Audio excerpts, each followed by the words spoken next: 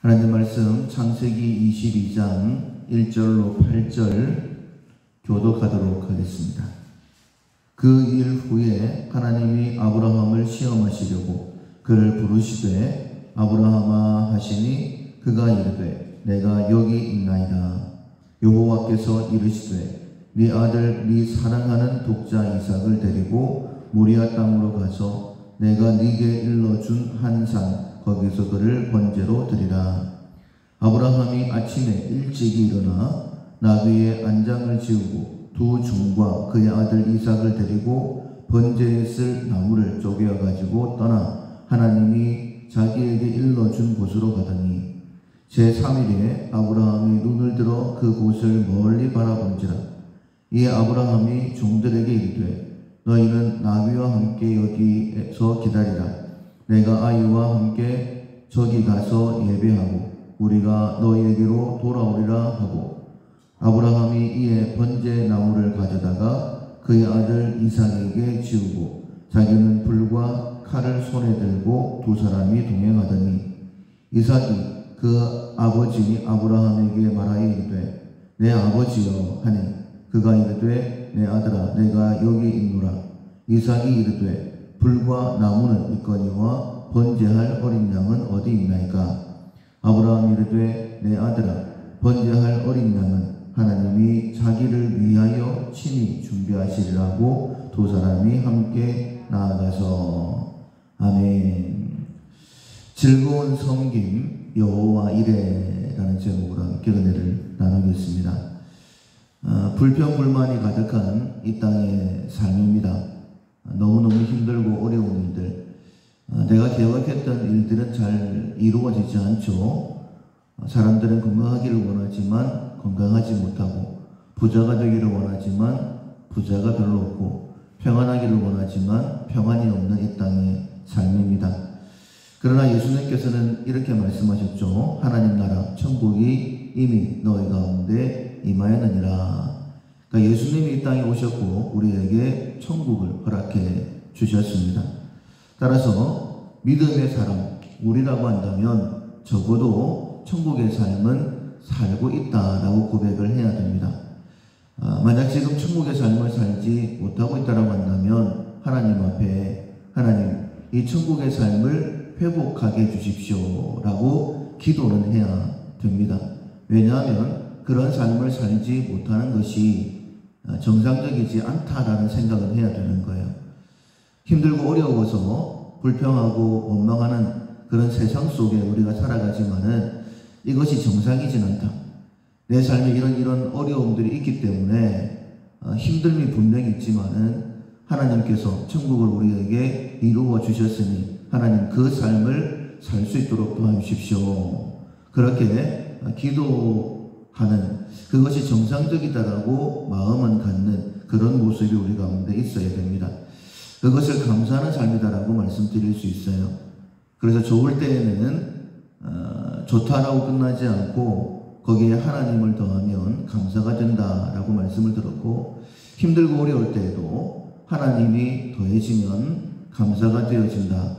그리고 무엇인가 헌신해야 되고 희생해야 되고 섬겨야 될 때도 하나님을 더하게 되어지면 감사가 되어지는 그런 놀라운 은혜가 있는 것이 바로 감사입니다. 좋을 때에는 에베네셀의 하나님이시죠. 그리고 힘들고 어려울 때는 임마누엘의 하나님, 그리고 내가 섬겨야 될 때, 섬김을 요구당할 때에는 여호와 이레의 하나님을 기억해야 됩니다. 에베네셀은 여기까지 도우신 하나님, 그리고 임마누엘은 지금도 나와 함께 하시는 하나님, 여호와 이레는 준비하시는 하나님, 그리고 거기로 인도하시는 하나님을 우리가 기대하게 되면 됩니다. 이런 감사의 훈련을 통해서 우리는 천국 같은 삶을 살게 되는 거예요. 더 좋은 것을 기대하면서 천국을 소망하게 되어지는 것입니다. 우리가 찬송을 할 때에 잠시 세상에 내가 살면서 이렇게 고백하지 않습니까? 그러니까 이 땅이 전부가 아니라 지금도 하나님께서 허락하시는 좋은 건 누리지만 더 좋은 것 저에게 예비되었습니다 라고 우리가 찬송하며 이 땅의 삶을 사는데, 그 찬송의 삶은 감사를 통해서 우리에게 주어지게 되는 것입니다. 어떤 사람이 정말 천국을 소망하며 사는 사람인가?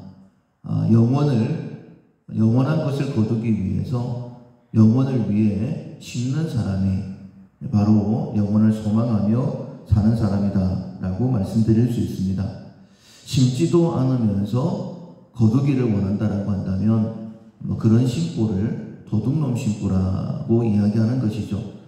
영원을 위해 심지도 않으면서 내가 천국 가면 천국 갈 거야, 그리고 천국 가면 큰 상급이 있을 거야 라고 기대해서는 안 된다는 것이죠. 영원한 것을 얻으려고 한다면 영원한 것을 심어야 됩니다. 말씀하시기를 먼저 그의 나라와 그의 의를 구하라, 그리하면 이 모든 것을 너에게 더하시리라 라고 말씀하셨죠.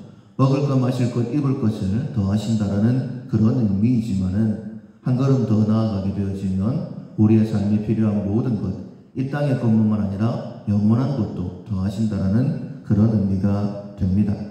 따라서 하나님께서 우리에게 어떤 섬김을 요구하실 때에 그것이 시험이 될 만한 일이라 할지라도 하나님을 기억하고 여호와 이레의 하나님을 기대하고 섬김을 기쁘게 하려고 하는 억지로 하는 것, 그것도 의미가 있겠죠. 하나님께서 내게 명령하시는 것이니까 하겠다 이런 마음도 있겠지만은 점점 더 나아가서 여호와 이레 하나님 어떤 좋은 것을 예비하셨을까 기대하는 마음으로, 감사하는 마음으로 헌신할 수 있는, 섬길 수 있는 우리가 될 수 있도록 반드시 훈련하셔야 됩니다.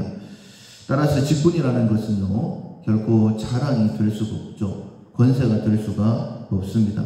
내가 무엇인가를 섬겼을 때 역시 마찬가지입니다. 그것 역시 자랑이 될 수가 없습니다. 왜냐하면 감사한 일일 뿐이죠. 직분을 맡았을 때 감사해야 되고 무엇인가 헌신할 수 있었을 때에 하나님 앞에 감사할 수 있어야 됩니다. 맥주 감사주의를 앞두고 항상 말씀을 드릴 때에 직분자들은 11조를 한 번 더 드리도록 하십시오. 그렇게 훈련하십시오 라고 말씀을 드립니다. 11조를 한 번 더 드리는 것 부담이 될 수밖에 없습니다. 만약에 부담이 된다라고 한다면 훈련을 위해서 미리미리 조금씩 준비하는 것도 지혜일 것입니다. 당연한 것이다라고 생각을 하시고 또한 나를 위한 것이다라고 생각이 되어진다면 힘든 것이 아니라 오히려 기쁘게 되어지는 것이죠. 당회원들 단합을 위해서 자주 모임을 가지고 여행도 한 번씩 갑니다. 그런데 이 경비를 위해서 매달 저희들이 일정 금액을 모으고 있습니다. 힘들지만은 꼬박꼬박 모아요. 왜냐하면 어차피 내 것이니까. 그리고 단합을 위하여 쓸 때에 나를 위하여 쓰는 것이기 때문에 힘들지만은 기쁘게 내고 있는 것이죠. 코로나로 인하여서 모임을 갖지를 못했습니다. 그래서 돌려받았어요. 아마 돌려받을 때에 더 많이 낼 걸, 이런 생각도 했었습니다. 그리고 지금 다시 모으고 있습니다. 모으는 것, 내는 것이 아니라 내 것이다라는 그런 마음이 있다라고 한다면 그 마음이 참 중요한 것 같아요.